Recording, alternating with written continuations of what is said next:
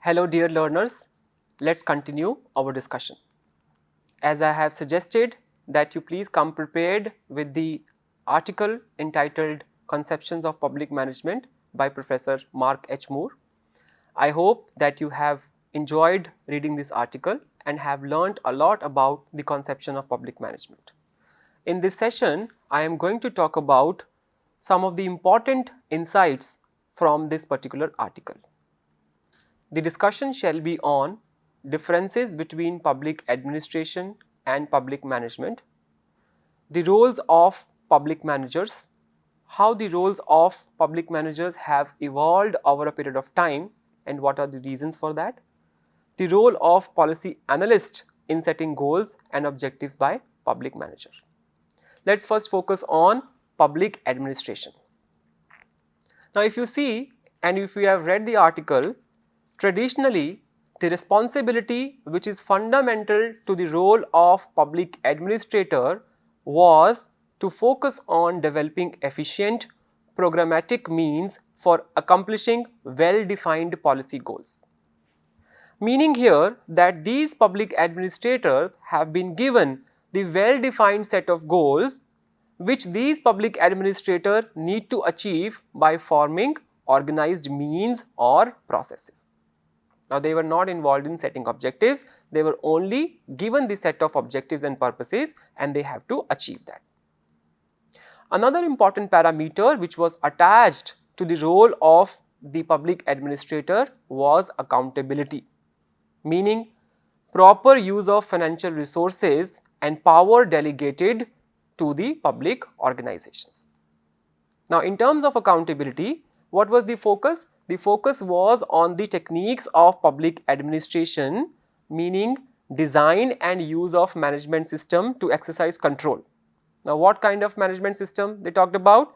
They talked about the accounting, budgeting and the personnel system to ensure the efficient accomplishment of the purposes and the goals, and also the accountability is to be taken care of strictly. What was another important aspect of the public administrative role was the aspect of politically neutral competence. What does this mean? That these public managers have to act in according to the competence which is not under the influence. For example, they need not to come under the influence of the political authority in terms of their actions. They have to behave neutrally without coming under the influence of the political authority and any other aspect of it. What was perhaps not the part of the roles of administrator was the aspect of goal setting and operating within the political environment which helps shape mandates to direct their administrative activities. This was not the part of the public administrator's role. Now, according to the article, if you have seen that the conception of the public manager as proposed, it includes the responsibility of goal setting and political management. Political management means engaging with the political authorities to set the mandates and of course setting the objectives together, in addition to the traditional role of responsibility of public administrators. Now, what is being added here is the goal setting aspect and the political engagement with the political authority to set the objectives and shape their mandates. Now, when we talk about the setting of objectives and of course shaping the mandates, it was not the sole responsibility of the public manager. Perhaps these people have to actually do this along with many other stakeholders in the political arena, because they need of course support in terms of the kind of purpose they want to achieve. So, it is basically about focus on external political management as well as internal administration. That was new to the role of public manager, which is very different from how public administrators used to perform their roles. Now, two important things are very important to note here is that it is almost inevitable and also desirable that the managers they get involved in the political engagement while defining the purpose they seek to achieve, and also to participate in discussion with the politics about their purposes and methods of overall effective achievements. It's very, very important and critical also to the effective functioning of the public organizations and public managers. Now, these discussions with the political authorities and public managers' involvement is inevitable, because political leaders whose these public managers are working with, they will depend upon these public managers to get the information on technical and administrative feasibility of proposed programs, and also in deriving operative goals from the broad goals established by the legislature. Meaning that the public leaders will always rely on and will depend upon the expert information from these public managers about the feasibility of the public policies and the program. So, it is completely inevitable. These public managers cannot ignore getting involved with the discussions in the political authority in terms of setting objectives and shaping the mandates. Another important aspect is also desirable. Why not to engage in the political discussions with the political authority? See, public managers are to ensure the effectiveness and efficiencies of their organizations, right? And perhaps they might not engage with the political authority in terms of setting the objectives, but their interest in improving the functioning of the administration, effectiveness of administration and also the development of their institution, they value engaging with the public authorities, political authorities. The reason is very simple. The environment and the power of the public authorities is huge. Once they start reviewing the activities of the public organization, the interventions can be so strong and powerful, it can be potentially damaging to the coherence of the administrative activities. And the public managers who are responsible for their institutes, development and the effectiveness, they will be forced, or rather I will say they will value engaging with these political authority, so that they can ensure that the level of intervention from the outside political intervention is lesser. Okay.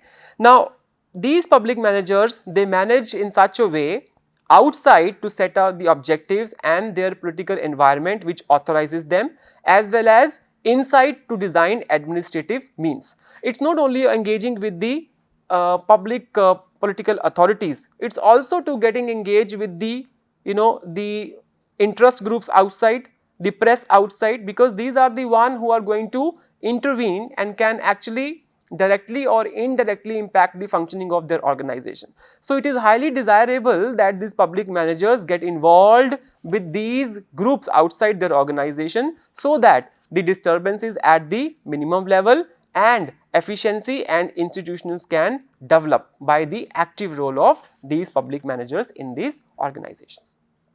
Now, let us continue the discussion on what are the roles of these public managers, what these public managers actually do. And as per the conception which is proposed in the article, they talk about central component of the manager's job is to first setting the purpose for the organizations and of course for the public, maintaining credibility with the overseer, somebody who is controlling the activities, we have to maintain credibility with them, getting the support from the people who are overseers. Also, bring together authority and resources. It is very, very important. You may not be able to perform your activity effectively if you fail to, bring together authority and resources. When I say bring together or marshalling authority, means bringing the support, building the consensus from the political authority. It is very, very important. Also outside as well as inside organization. So, inside organization you have to follow the hierarchical authority. Outside you have political authority. Also, another important manager's job, public manager's job is positioning one's organization in a given political environment. It is very important. Now, these are the roles which have mentioned in the conception proposed by Mark H. Moore, but that does not mean it cannot have another roles, another addition to the role. These are not only specific, but this is what is the conception being proposed by Professor Mark H. Moore. Now, how these roles of these public managers has evolved over a period of time, that is require further discussion. Number one, the scope of modern management has broadened.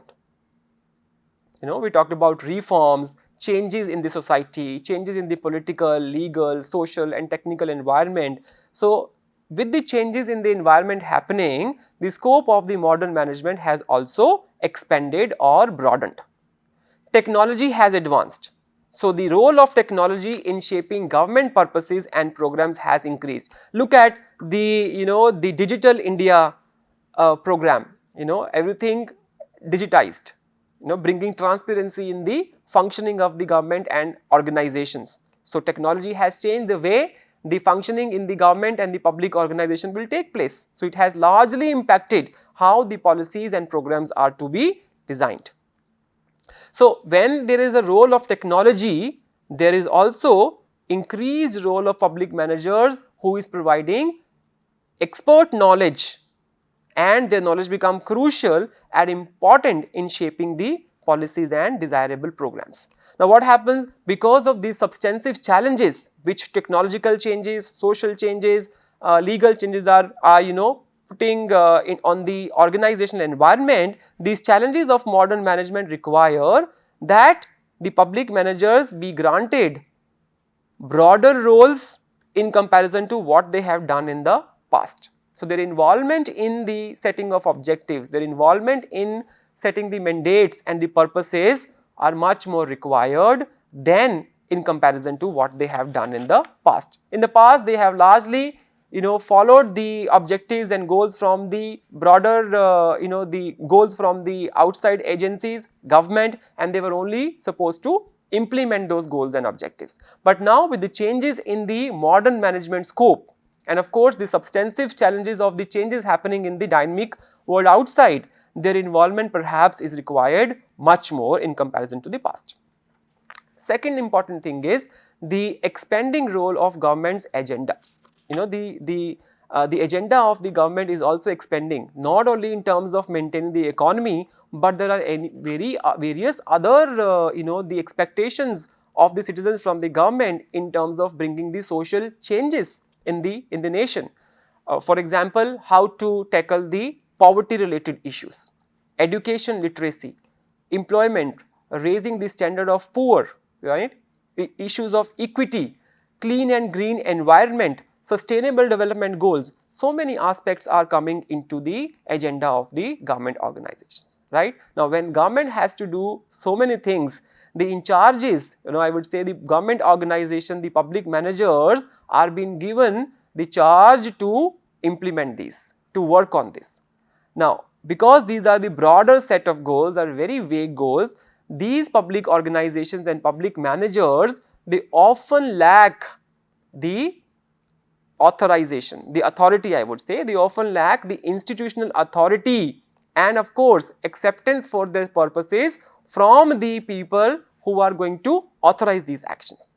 Now, what is required is that they get involved in the political authority and try to build consensus for the mandated purposes by actually involving much more with the politics in terms of the engagement and build the consensus. It is very, very important because if you remember, we talked about the collaborative governance. So, when you have been given the broader goals which are complex, which are kind of big problems, which requires the intervention and the support and coordination from the various organizations, you need to have that kind of interdependent relationship with the organization, and for that to happen you have to engage with the political authority to build consensus about the mandated purposes, because these are the purposes which are going to impact the general public outside the organizations, right? It's very, very important. So, these are how the roles of the public managers have evolved over a period of time.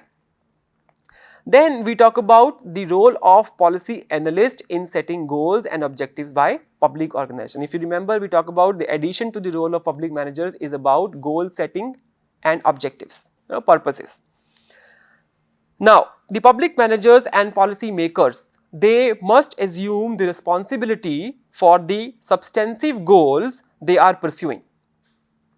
Now, when they talk about setting what kind of goals, they need to rely on expert opinions and information, right? Now, for that, they have to rely on knowledge and experience of expert professionals who work from them. And who are these people who work from them? They are largely categorized as policy analysts. They are the researchers who do a lot of research in terms of the design of policy, implementation of policies, challenges and related aspects, and provide expert information to these political leaders, policy makers and public managers.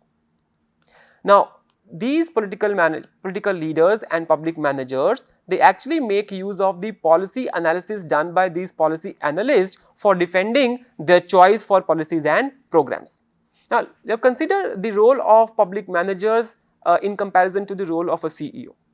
Then head of the top private organization, they take decisions, they rely on what? They rely on the research analysis such as financial analysis, market research analysis and environmental analysis, strategy analysis. So, when these organizations they take decision, they rely on the information provided by these analysts, which is backed by the strong research analysis. Similarly, the public organizations managers and the political leaders can also rely on the policy analysis by these experts who are experts in the areas from the social sciences. So, they should be able to make use of these people, but the challenge here is when we talk about the social scientists, they largely talked about very specific about the goals and objectives they want to achieve. They are very objective in terms of how the goals are to be designed and how they are to be measured, preferably in quantifiable terms. But when we talk about the public managers and the political leaders, the goals, discussion on the goal setting is not that kind of objective. Now, in this case what happened is these public managers and leaders, they have to sit with these policy analyses and closely work with them and to design what kind of activities these policy analyses have to perform to support the public managers and public leaders. It is very important, right. So, this is about the discussion points from the article from Professor Mark H. Moore titled Conception of Public Management. I still suggest the learners to go through this article to get more understanding about the differences between public administration and public management and think about and learn about the evolving changes in the role of the public managers and the reasoning behind it. Now, let us look at differences between public and private sector management. So, some of the questions which require attention here before we go ahead with the discussion on this. First of all, whether there are differences or there are similarities in the public or private sector organization. Or if the answer to this is yes, what kind of differences are there, what kind of similarities are there, right? So, that's what is the discussion point here. Like most of the researchers, if you look at largely you see that they in terms of when they propose some kind of theories or frameworks, largely you see that contextual differences are not much, but context plays a role whenever we talk about the practice of management in the context of public versus private versus non-government organizations, right. So, is management practice same irrespective of the context, or there are differences the way management is being practiced depending upon the context, right. What about the skills and competence of the manager? Do you think that the same kind of temperament that the public managers will have a same temperament amongst the private managers also, right? The way the private management is being practiced, can the same thing be done in the public sector organization also?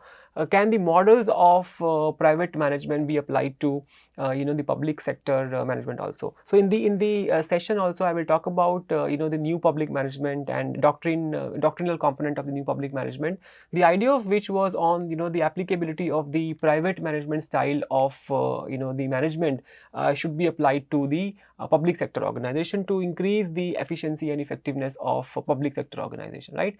The idea of NPM was to make the public sector organization function like a business, right. The way the kind of practices the management is being following in the in the private sector, same should be applicable to the private sector organization. So, idea is if the private sector can do well by following those practices, can there be some kind of learning from the corporate sector, especially if they have led to the successful outcomes, can those also be applied to the public sector organization? So, that's where we need to look into the differences between the public versus the private management.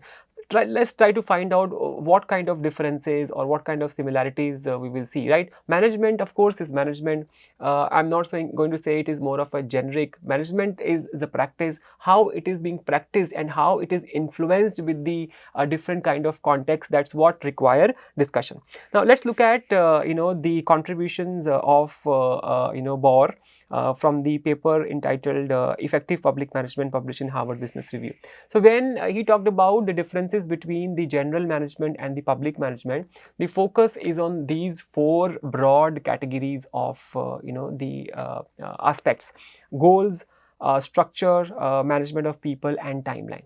Now, according to author, if you look at the goals of general management, private management or general management if you say, and public management if you say, in case of public sector management, if you see that the goals are largely decided by the organizations themselves. They have stakeholders, they have employees, all the people, they together decide what kind of goals they would like to pursue, right?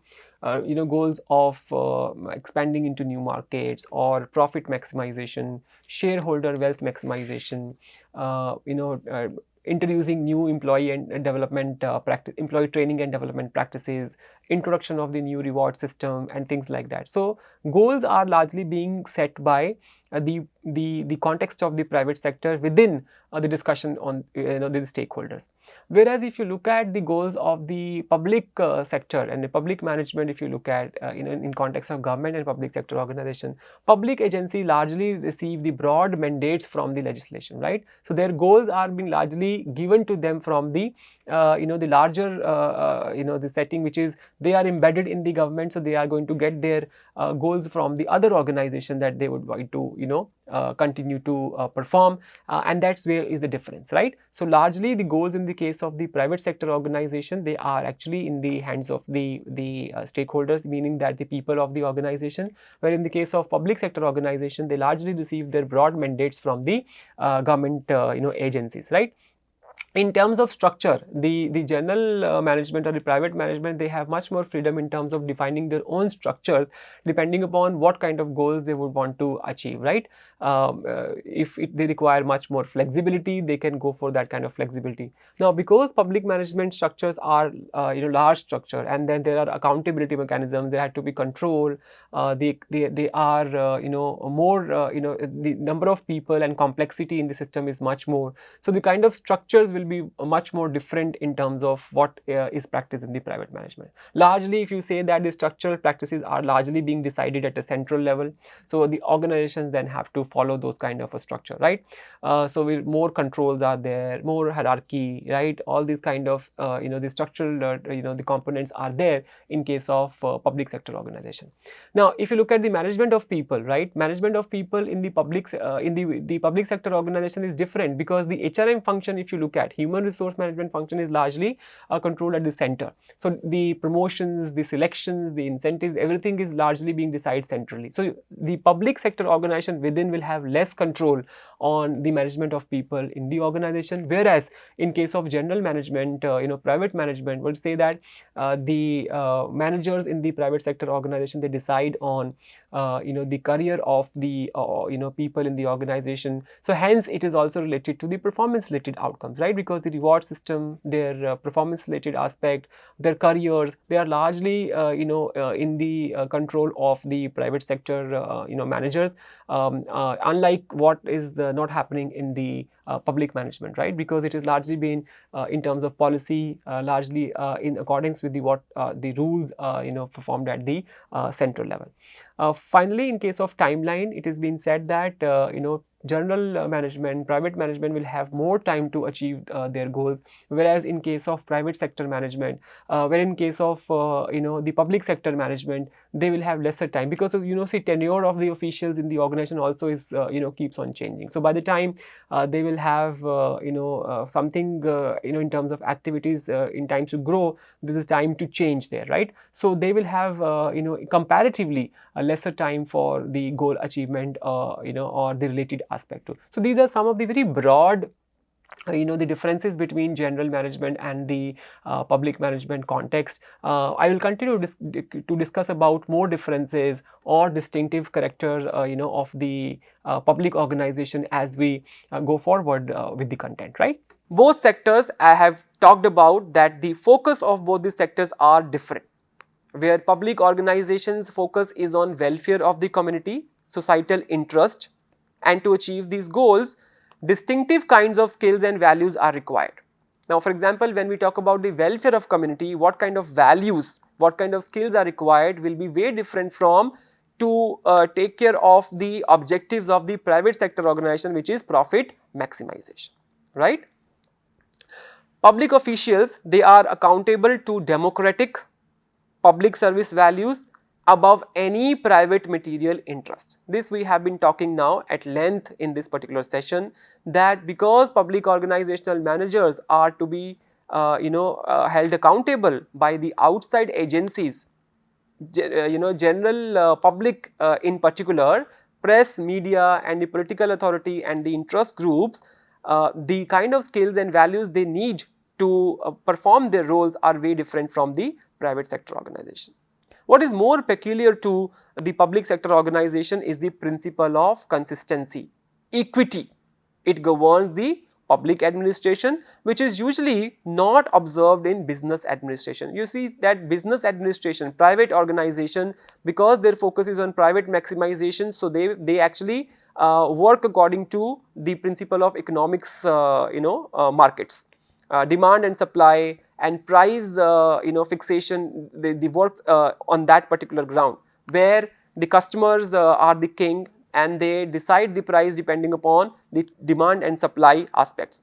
But in case of public sector organization, it is not the case. The principle of equity has to be ensured, and because the government is the sole provider for the to cater to the needs and the expectations of the citizens, so this particular principle of consistency govern the actions of the government public administration, not the private sector organizations. Experimenting in the government departments, especially the monetary expenditure, it is not possible because the resources are scarce and it is basically taxpayers' money. So, there is no possibility of doing experiment with this. There has to be very close control on how the money is being spent on the various public expenditure, in comparison to what business management can, in terms of experimenting with what works and what not works. But in case of public sector organization, it is not a chance. We cannot take a chance to waste resources, in experimenting with the various aspects of management. If you look at the matter of law, the public sector is governed by administrative law, which is more directive in nature. What can be done, what cannot be done. There are directions from the administrative law for the public sector organization, how they have to conduct themselves, as organizations.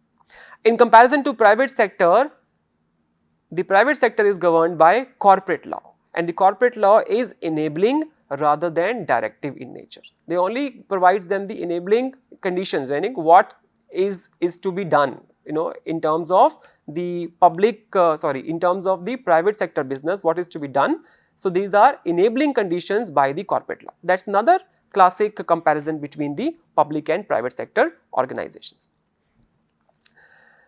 Then we will talk about the distinctiveness of the public sector. So far we have talked about the differences. Now we will specifically talk about what are the distinctive characteristics of the public sector organization. Largely it comes from the differences only, but when we talk about the research aspects into this, that what makes the public sector more distinctive, some of the points they need worthy discussion. Unlike business organization, public sector's objective is to improve the welfare of the community instead of acquisition of gains. This we have talked about this. Now, there also has been discussion that whether the practices of the private sector management can be applied to the public sector organization. We talk about over managerial, managerialism in the public sector organization. But there is also, criticism to this particular thought, that when we try to do that, overdo the managerial practice which is private to the functioning of the public sector organization, it is a threat to the public service value. Because we are, as public managers, talking about the welfare of the community. When we start objectifying everything in terms of quantifiable measures, which of course sometimes equity could be ignored, it can be threat to the creation of public service value. So, it is very, very unique characteristics of the public sector organization that what value they are created for the citizens of the country. Also, the structural problems at the level of system as a whole is the responsibility of the public organization to take care of. The challenges in terms of the structural problems that they face are very different from the public private sector organizations. So, public sector organizations, they are to be to work according to what is prevailing in the government context, according to the rules, procedures and guidelines they are to be abide by. So, explicit acknowledgement of responsibility is the characteristics of the public sector organization of the responsibility for dealing with the structural problem at the level of system as a whole.